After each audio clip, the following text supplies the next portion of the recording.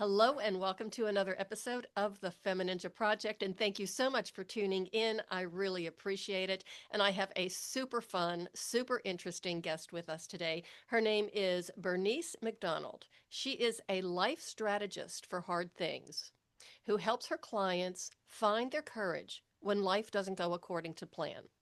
She helps people navigate the hard stuff, loss, fear, change, disappointment, and discover the courage to rebuild through her tiny, brave steps method.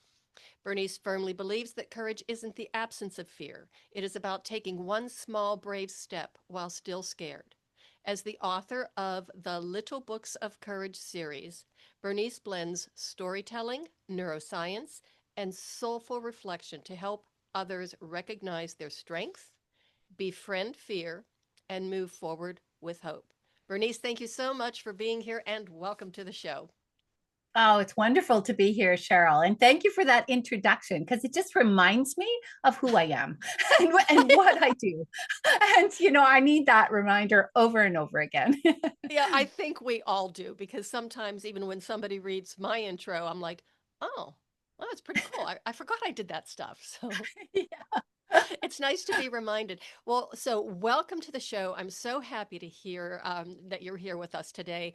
And I just love your bio. When I saw your bio on Podmatch, it's like, I got to get this lady on the show because you talk a lot about fear and courage and in such a positive way that people could maybe wrap their head around or their arms around without being intimidated. It's almost like you make embracing fear fun.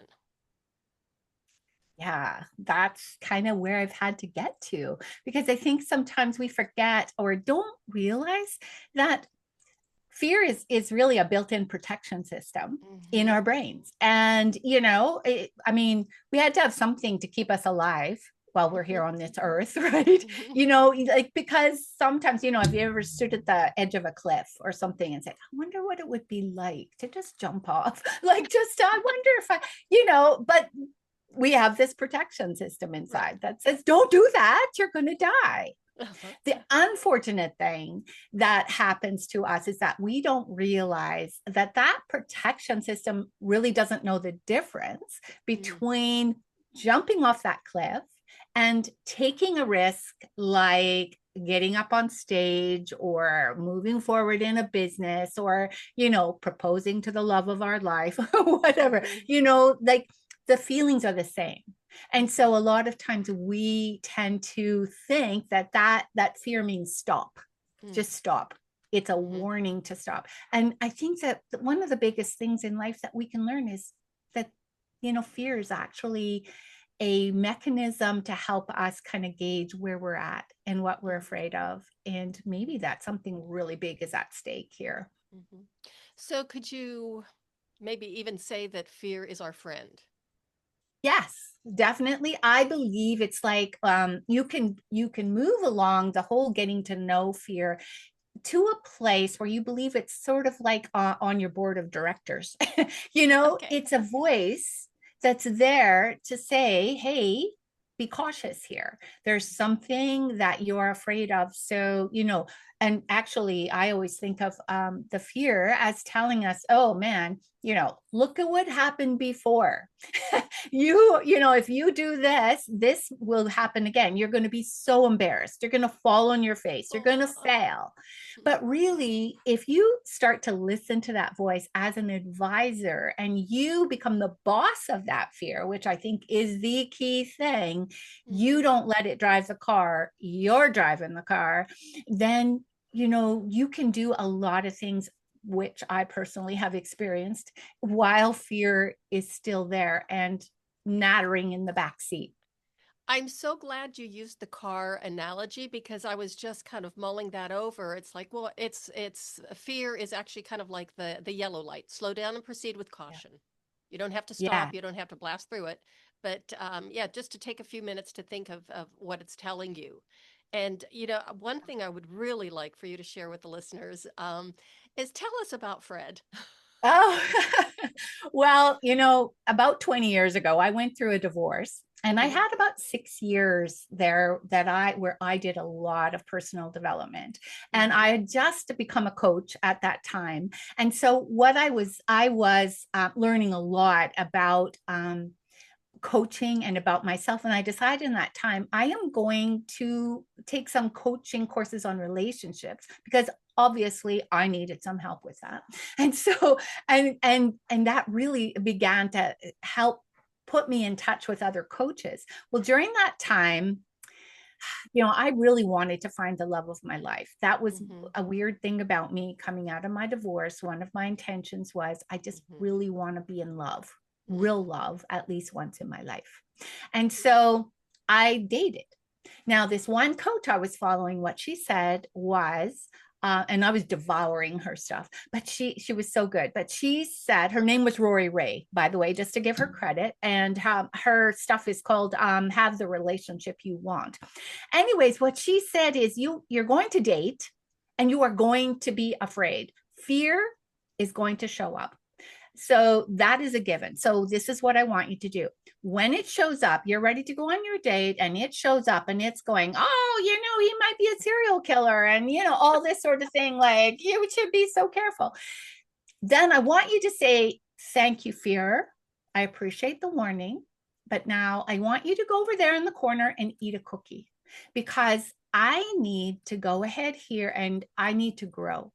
I need to go on Mm. this date. I need to get the confidence to be dating again because otherwise, how am I ever going to get to my goal of Right. finding love?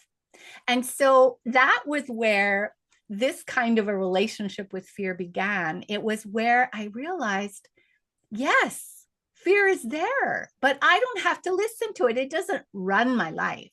Mhm. I'm the one who decides what I do, even if fear is warning me. Mhm. And then let's still get back to Fred. So Oh, you yes. decided to name your fear or give him a Well, name that or a was friend or yeah, a few years later, actually after I met my second husband and I got married, and he is the love of my life. I mean, we've, oh we've been good. married for 14 years now, and it's just so unbelievable. But I was listening to Elizabeth Gilbert's book, Big Mhm. Magic, and I was listening to it as I walked around the park near our home a couple of summers ago because I was on the brink of going out of my full-time job into coaching, and there was a lot of Mhm. fear there again. Yeah. And she was talking about how we're so afraid to allow our creativity to come out into the world. Like, there's so much there that tries to keep us small because Mhm. it's so much safer, right? Like, Mhm. if you don't put yourself out there, nobody's going to criticize you, right? Right. So what she said was, again, she personified fear as well.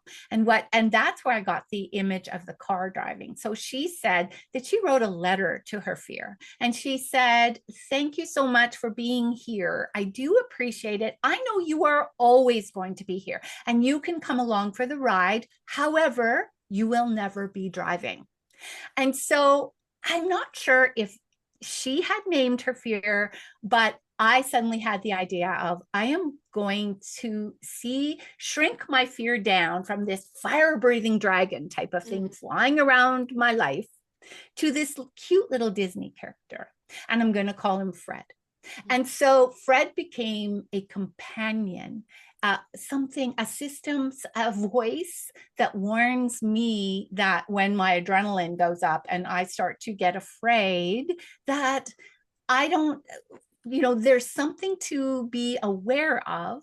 But I can make the decision. He's in the back seat, nattering away still. I can always hear him. Uh-huh. But I can say, thanks, Fred. Appreciate the warning, but I need to go ahead and do this because I've decided this is something I need to do to grow. Mhm. So that's how Fred came into being. I love that. I absolutely love that. And I have a lot of Freds. Like the a neighbor's dog was a Fred, and this is a Fred, and I can't think of anything else. It's like, oh, just call Fred. So that's why it just kind of cracked me up when I heard that Yes. or read that.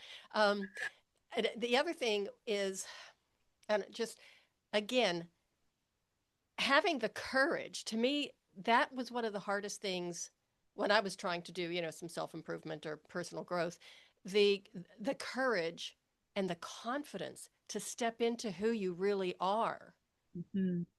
And sometimes it's nice to be able to have that conversation with Fred, but sometimes you just want to take a baseball bat to his head. Yeah.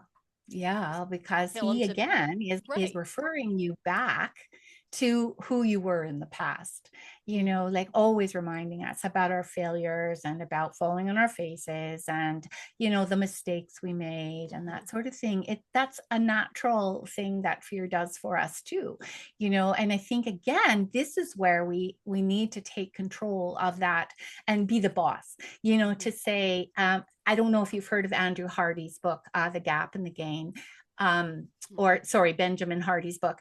And I don't know why I always call him Andrew, but anyway, he's Benjamin Hardy. It's called The Gap and the Gain. And I read that last year. It totally changed my life. And it kind of was the last piece that snapped into place Hmm. in this whole idea of courage and being in control of courage.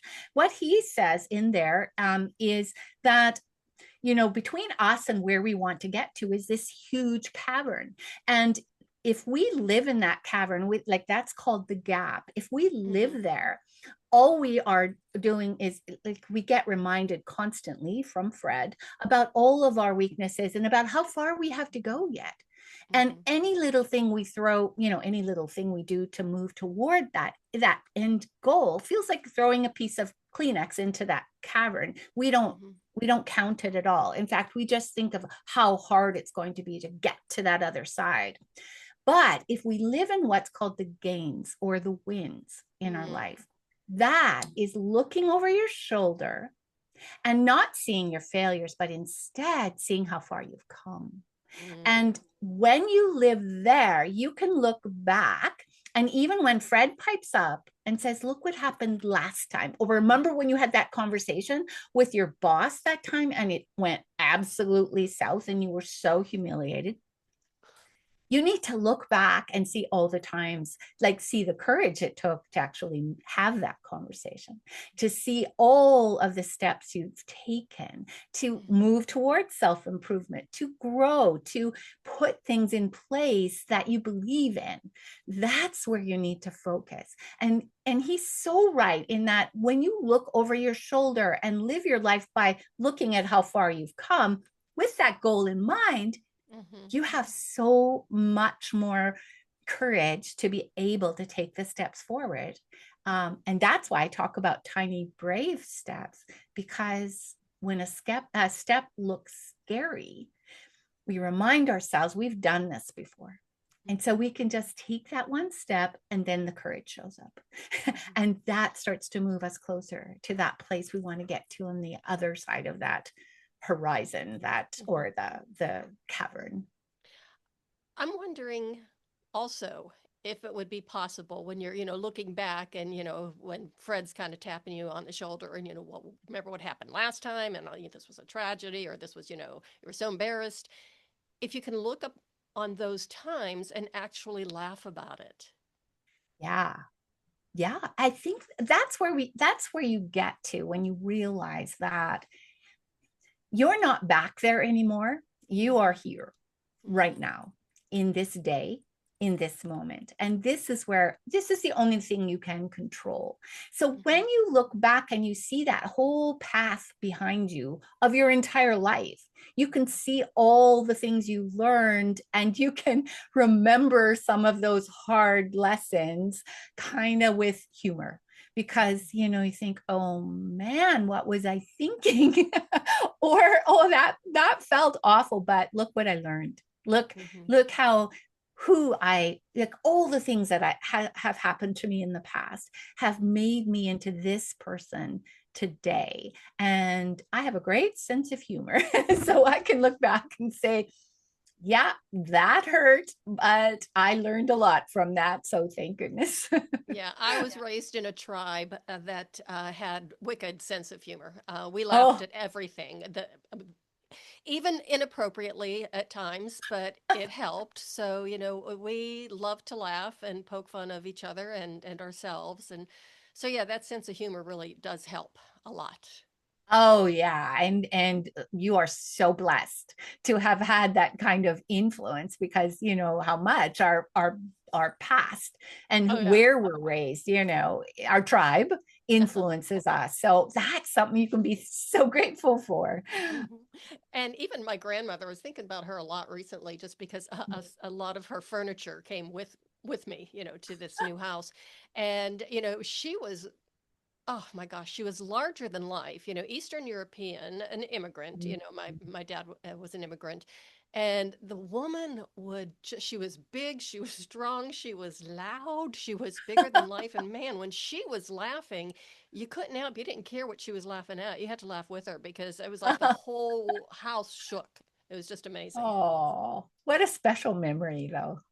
Oh, You know? yes. Oh, yes. I'm in the process of writing a book about our family history, but, it's been put on hold for the past year or so.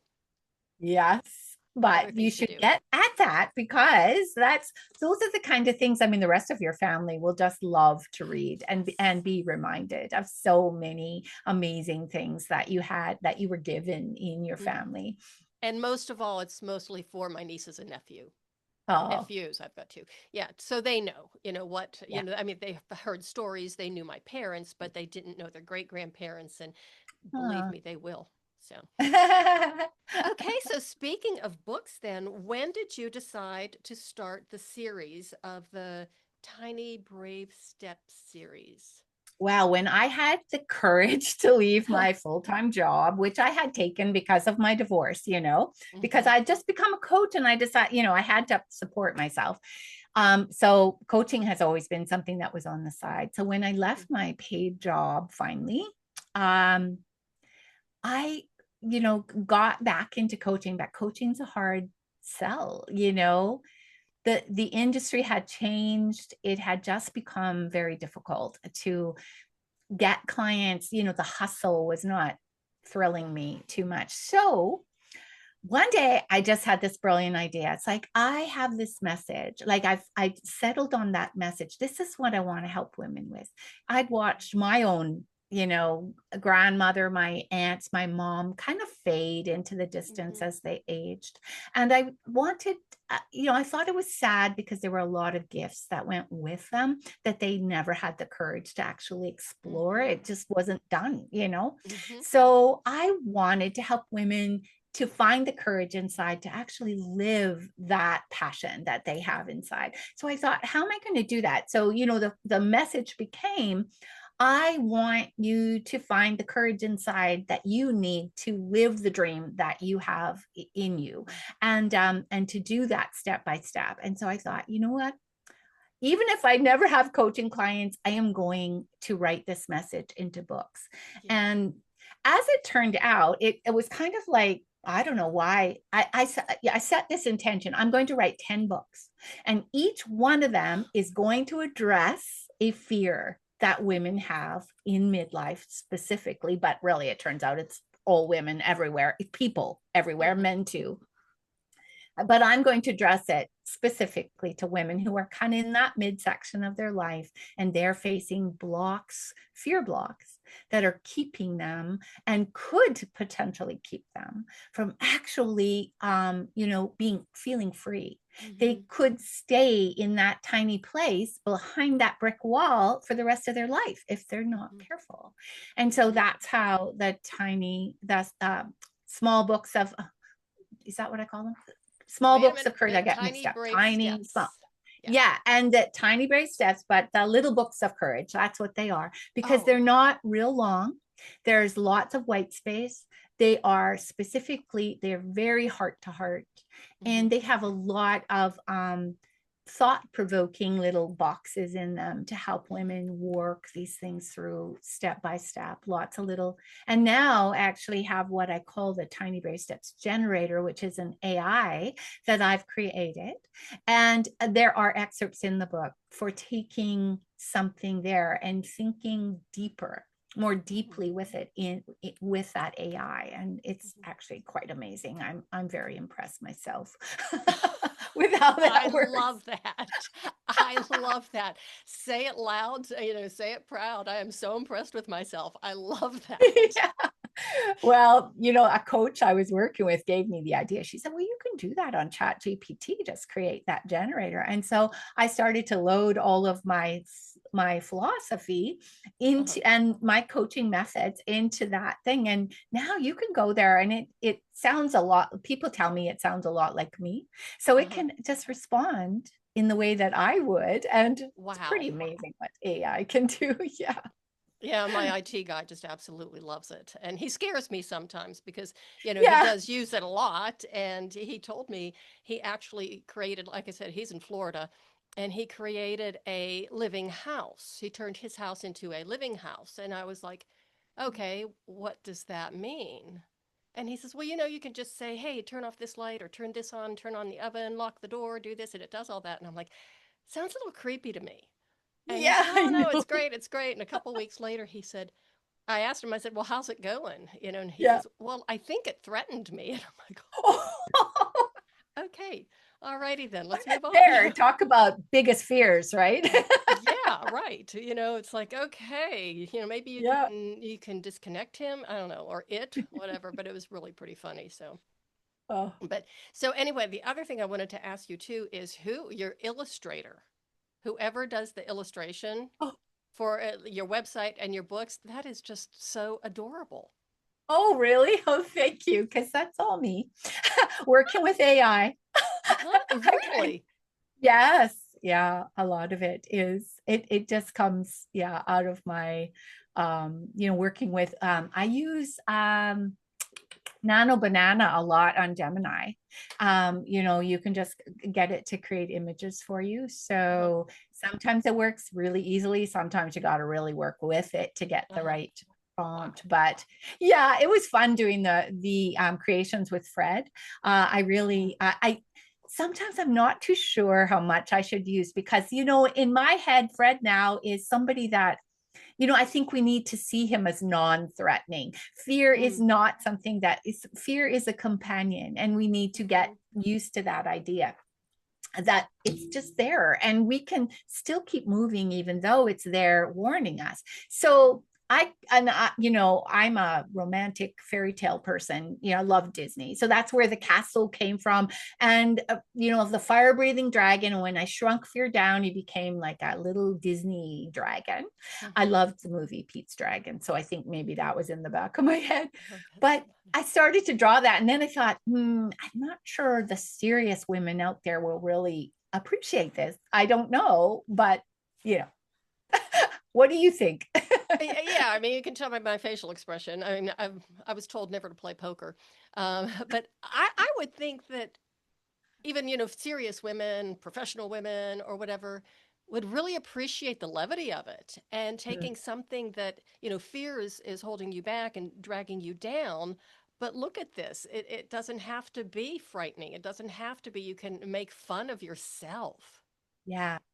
Yeah, exactly.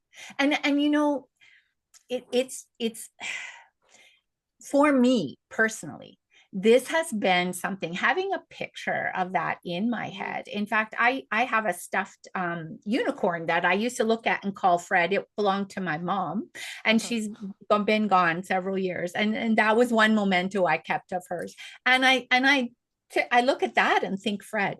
But it really helps me because when I get into a situation where I know fear is Mm-hmm. starting to grip, and you get all the signs, it comes up in your body, you start that feeling in your stomach and in your chest. And now what I do is what I do with my tiny baby steps method. I just pause and I think, this is fear. I just Mm-hmm. say, this is fear. And in my head, I see the little dragon there saying, better be careful. All this could happen, or that could happen, or you're not good enough, you're not, who do you think you are trying to do that? Yes. So I immediately go to that image, and it helps me and I realize I've been doing this for the past 20 years since I was dating. And I Mm-hmm. immediately then think, well, who am I in this scenario? And I think, I'm the boss. Like, this is who I am. I am intelligent. I am visionary. I can make this decision and I can override the fear. And so that has helped me so much, just to be able to not be afraid of fear. if that's a thing that makes sense. It does But make sense. Well, yeah, because it just kind of snowballs. yeah, And then the fear gets actually stronger, more yeah, powerful. And then that yeah. snowballs keeps rolling down until pretty much, you're buried in it. Yes. And fear only gets stronger if you feed it. Right. That's why I have this thing. I learned this from Tony Robbins, but um, the 90-second rule, he calls it, but I call it the 90-second pause. Because really, when that fear comes up, what you need to do is let that feeling be there. But if you wait for 90 seconds only or so, it settles again so that you can think. And so you need to feel that emotion, and take the pause there. And then if you do not feed the fear with more thoughts about what could happen, and you're listening to it and listening to it, it will settle to the place where you can then look seriously at this and take a little bit more time, but make a decision about what you're going to do in the face of that fear. Mm-hmm. So yeah, it Even really, driving for me was a big thing yeah, because, moving to a new state, and yeah, I would drive down to Kansas City. It's only a 47-minute long drive. 47 minutes there, 47 minutes back. But I take ballet classes at Kansas City Ballet. They've got a lovely adult program. But wonderful. it took me, oh my gosh, I think 2 or 3 months before I had the courage to drive down there. So I was like, I want to take class, but I can't because, I'm going to get lost. Even if I have Siri, I don't have the mountains to guide me anywhere. It's, and I just kept talking myself out of it. And finally, my husband, bless his heart, he took me down twice. The first time we just drove down, did a dry run and back. And then the next time he actually drove and, dropped me off and then came and picked me up. He went and got something to eat. And then finally he says, you're going to have to do this by yourself. And I mean, I knew it, but I didn't have a Fred, but I took somebody with me, and it's like, just, I got to talk to somebody. So I would be kind Yeah, of like talking aloud to somebody who was in the passenger seat. And yeah, it's like, okay, you don't have to worry, because the 18 wheelers are like really yeah, kind of scary when you're trying to, yeah. manipulate or maneuver. So yeah, I would, Lanes and all of yeah, that. and not Yeah, city knowing, it driving. was, yeah, brand new. So I would, right before I would get to the really scary part of the drive, I could feel myself just exhale. Yeah.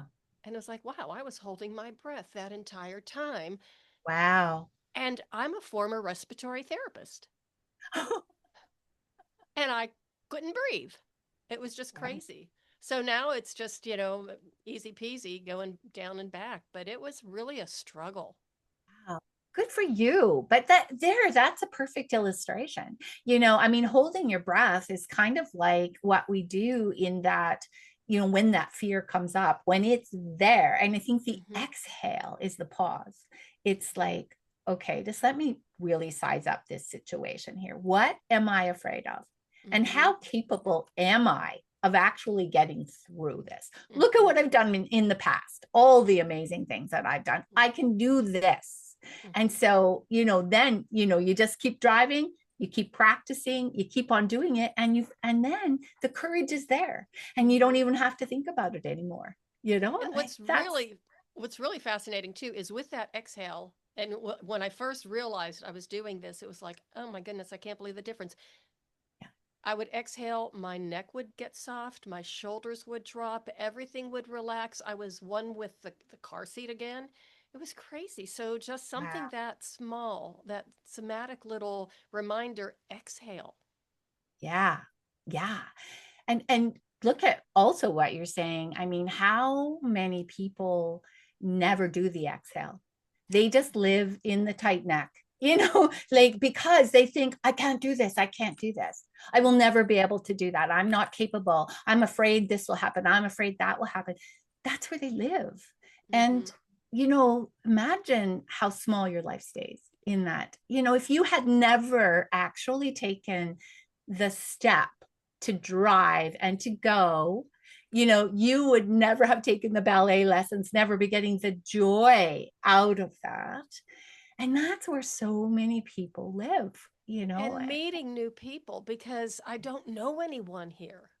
And Yeah. so it was really important for me to have some kind of connection and community. My husband has friends here. That's why we actually picked this little town. And I'm like, I can make friends anywhere, it's not that big of a deal. But not if I'm 47 minutes away sitting in my house, up here. Yeah. So yeah. But it's also another very interesting thing that I discovered even a few years ago, that how many times I was holding my breath, even at home, doing, loading the dishwasher, unloading the dishwasher, doing the laundry, blah, blah, blah. So I just, for the listeners, make that something that you want to explore along Yeah. with, confronting your fear and overcoming it, is pay attention to your breathing. Yes. You might Yeah. be surprised. It's a big sign that there's some tension you're hanging on to. And when you do begin to just pause and let that breath out, Mm-hmm. and kind of be in present in your situation, like realizing even if you're unloading the dishwasher, you can be worried about a situation that's going on and afraid of something that's going to happen, and you're anticipating something that could happen. That's fear, and it's Mm-hmm. sitting there in your life. And that's where we need to kind of take a step back and say, thank you, Fred, for warning me. Help me understand what I'm afraid of here. What am I afraid is going to happen? And who am I? Like, am I somebody that can step up and actually get through that? Do I know that? And that's where, okay, I'm just going to take one small step at a time. I'm going to finish unloading this dishwasher.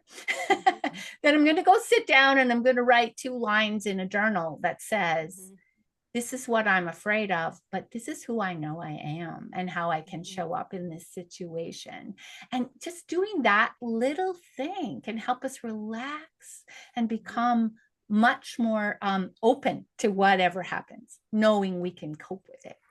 So is that what's included in your book series? Like you said, are they like little prompts and stuff so that Yeah. the women could read that, or men, because I'm sure men can use the help too. Yeah. And then just reflect on that. And that's the other thing I found very fascinating, is that you use neuroscience. And, I love the topic of neuroscience, is something I never get tired of. I just find it fascinating what our brains are capable of, and got a couple of books up there, and, just Yeah. always just refer back to them. But the power of storytelling and Mm-hmm. neuroscience, to me, that kind of goes hand in glove. Yes. Yeah. Yeah. I mean, again, to me, I put it all into everyday terminology so that I understand it, but really at the base of it Mm-hmm. is the neuroscience. I mean, I think one of the things that really helped me was to realize that old habits and Mm-hmm. old ways of thinking are like ditches in our brains. And a lot of times when we have a habit of living in that ditch, the water flows, the life Mm-hmm. flows through that ditch. Mm-hmm. When we want to make a change, we really have to dig a new ditch in our Mm-hmm. brain. And that means taking our thoughts and recreating those thoughts into a new way of thinking, which is Mm-hmm. exactly what I did with fear, and then being able to talk to it and being able to establish the fact that I am intelligent and brave enough to be able to face anything in life if it comes up. I really can. And, we think we can't, but until we're there, we don't realize the capability that we have of doing that. And that's where we, not trying to think, oh man, if this happened, I would fall apart. I would just absolutely collapse. Those kinds of thoughts are in that original ditch. But digging a new ditch is like, Mm-hmm. I could do this. I will handle it. Whatever happens, I'll handle it, and I'll be okay. And I don't know if you've ever heard of Brooke Castillo, but she's not coaching anymore. But she had a system that really taught me that over the last couple of years, even just reinforced the fact that this is life. Mm-hmm. you know, life has huge things that happen to us and we have no control over them. The only thing we can respond to is our own response to that situation. And when we believe in ourselves that we can handle it, that's all we need to say, is that it's okay, it's all normal, and Mm-hmm. I'll be all right, and then we can face it. So we talk a lot about neuroplasticity on the show, and that's basically what you're talking about. And I wrote a blog post years ago. When you get stuck in a rut, Yeah. and that's exactly what you're talking about. You're driving the cart, and the ditch gets Yeah. deeper and deeper, and then that's exactly how our brain works. And what Yeah. we're telling ourselves, we're actually changing our neural pathways when we're saying, well, we're not good enough, you can't do this. And then our brain doesn't say, oh, this is true or this is false. It just records the information for further, so it can spit it out again and say, yeah, you're right. You can't do this. You're not smart enough. You're not strong enough. So be really careful how you talk to yourself, everybody. Exactly. Because your actions do come out of that place. And that's Right. why I say like the three step process I have is, acknowledge the fear, realize you're afraid of something and you're afraid you can't handle it. And then claim who you are, say, this is really where the whole thing comes down to, right? It's like I can or I can't.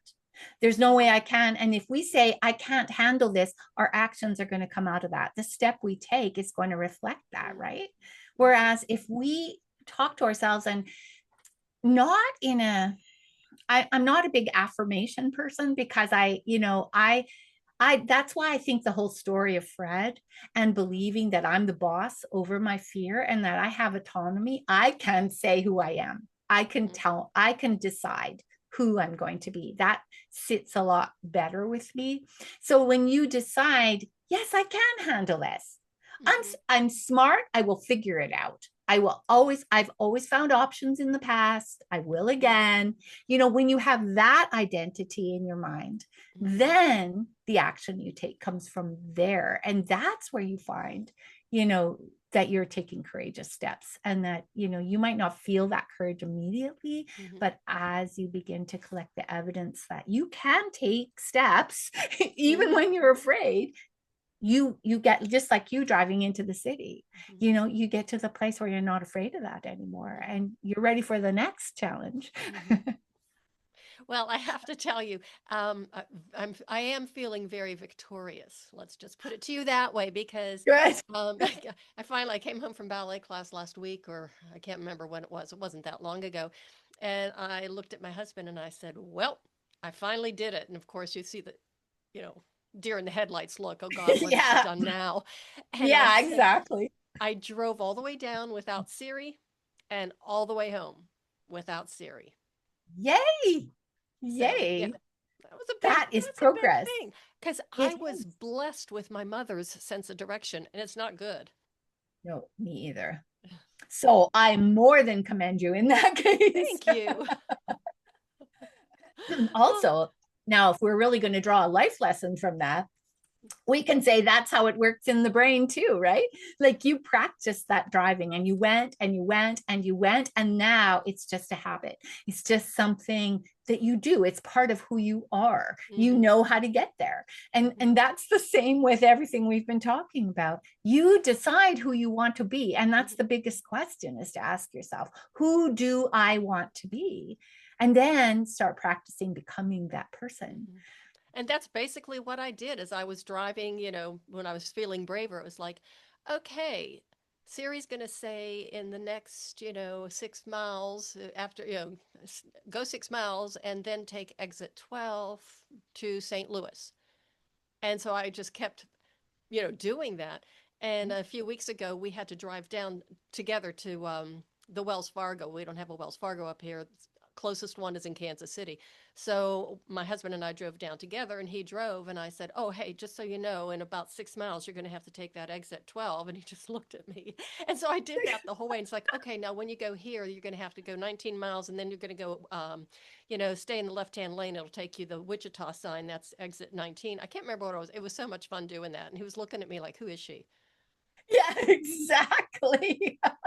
I have so much respect for you. That's what he's thinking. Wow, I'm impressed. Well, it's the little things you have to really, it's the little things in life. It's so true. Yes. So, Oh. Bernice, do you have any more books planned, or? Yes, my third one is coming out, I'm hoping this week. Ooh. I'm a self-publisher, so it's up Yep. to me to do everything. So I've been dragging my feet a little. So I'm writing the third book called I'm Brave Enough to Stop Disappearing, which is a 30-day journey of quiet courage, I say, to help yourself stop people pleasing and finally show up for yourself. Oh, So this nice. book is centered around being a people pleaser and how to get out of that by honoring yourself and recognizing you don't need to be a people pleaser. You're just beautiful enough on your own. Mm-hmm. So that's coming out now. And then I'm starting on a signature book that is going to be all about the tiny brave steps method, about how to handle fear with this kind of approach to courage, naming Fred and, walking through all of that. So I want to write that. Those three books really should have come after that book, but I never do things in the right order, so it's all right. Yeah, where's the sport in that? Exactly. So I know that you really specialize mostly like in midlife age women, and men, of course, can read your book and do the method and all of that. What about it's popping up into my head like teenage girls. Mm-hmm. I mean, Yeah. is it written for them as well, or do Oh, you have a yes. series just for them? No, these books, they're written, I purposely have kept them in very everyday language. I believe that a teenage girl would be able to relate to them. Maybe some of the illustrations are more about midlife women, about my own story, but still, I don't think, I have a 17-year-old granddaughter. I really think she could understand the book and get a lot out of it as well. Really, I love the idea of helping girls at that age to learn some of these principles before they reach that midlife place and realize, they're living in fear. And there's so much fear around today, Oh God, about yeah. everything. I know, right? So yeah, the more we can think about being the boss and who we want to be, because there's so much uncertainty, deciding who you're going to be, even if the worst case scenario comes true. I think that's something that I try to emphasize in all my books, in all my work. So I was even thinking of as young as 13 and 14, yeah, and as a way to empower them, because that's a really awkward age anyway. yeah, And just with all of the social media and all the things that they, yeah, you know, deal with now, we didn't have to when we were that age. And we yeah, still know how geeky and awkward and difficult things were for us. It was a piece of cake compared to what they have to deal with. And just yeah, a way for them to find their strength and their courage and empower them not yeah, to fall into the traps that have been set for them. yeah, exactly. Because I know my granddaughter, she faces so many, we all did Right. teenage years are horrific Oh, they're for horrible. fear. Yeah. Yeah, because everything, you take everything so personally, and being able to, they probably would really relate to my little dragon too, like the illustrations and stuff, even that I use for fear. But you're absolutely right. It's something that I wish I had known. I wish so much somebody would have really put it into a very simple light for me, rather than giving me all these high level, instructions when I was a Yeah. teenager that I Yeah. could not relate to. Yeah, it would be Yeah. a Well, beautiful thing. I've taught several self-defense classes for women and girls.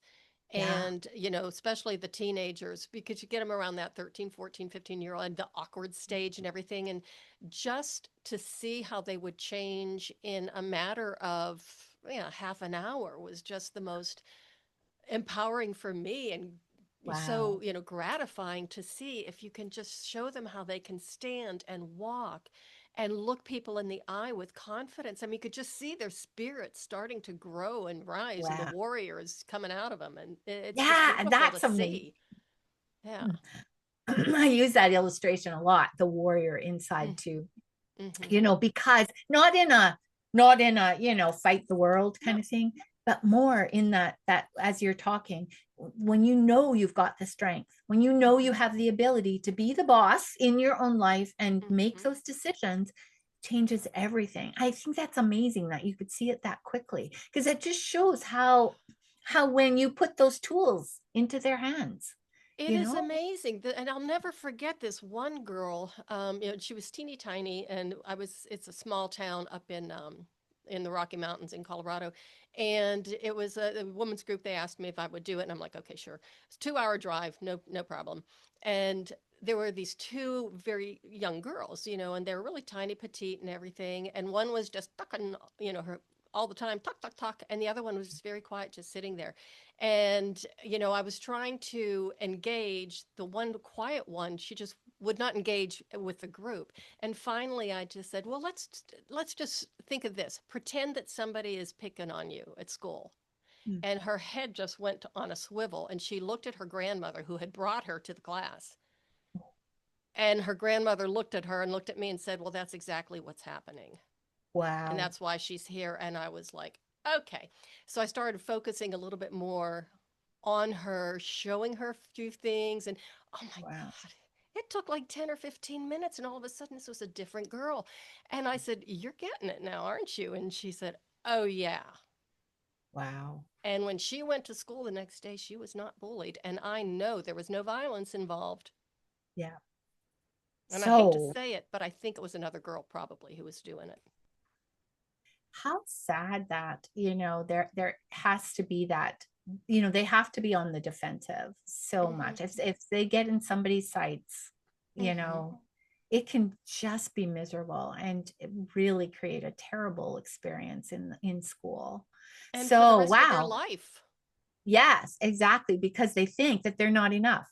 The Right. biggest core fear that all of us have, that we're Mm-hmm. not enough. And if that's reinforced at that age over and over again, when you feel defenseless, Mm-hmm. yeah, it doesn't bode well for the future.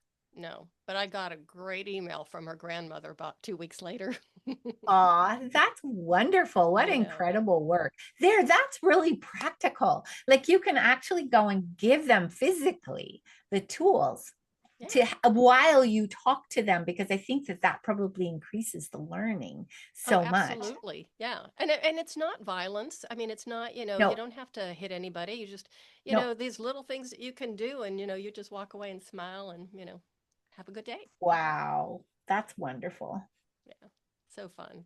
So, Bernice, where can people find you? How could they get a hold of you? Do you have um anything you want to promote or whatever? Now's the time.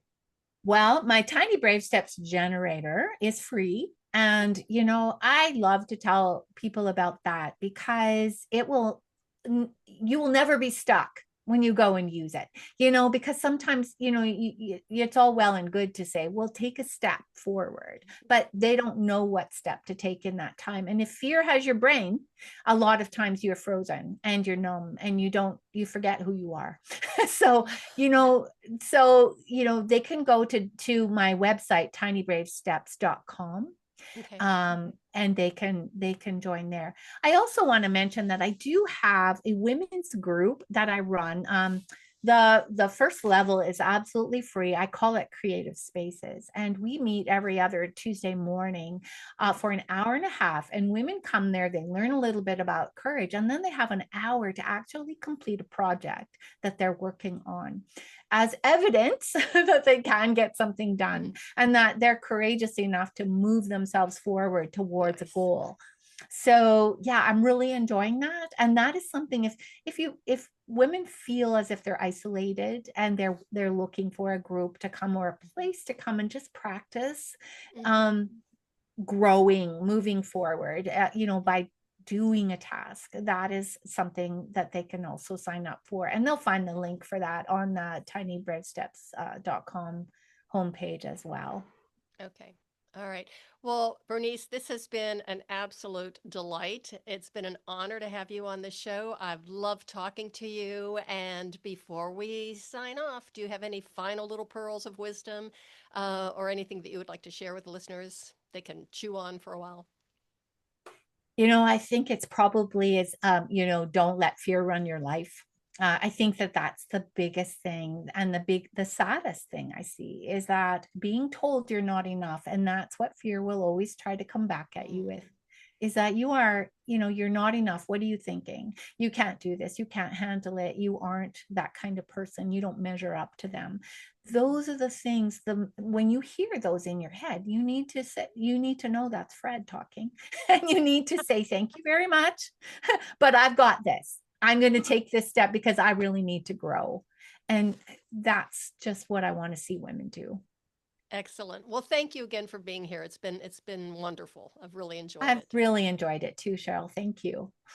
Everybody, thank you so much for listening. And please do share this episode with everyone you know, especially if you know of anyone, and I know you do, who struggles with fear and lack of courage, because obviously Bernice has an awful lot of wonderful wisdom to share with you to help guide you through this journey. And just remember, you are a warrior.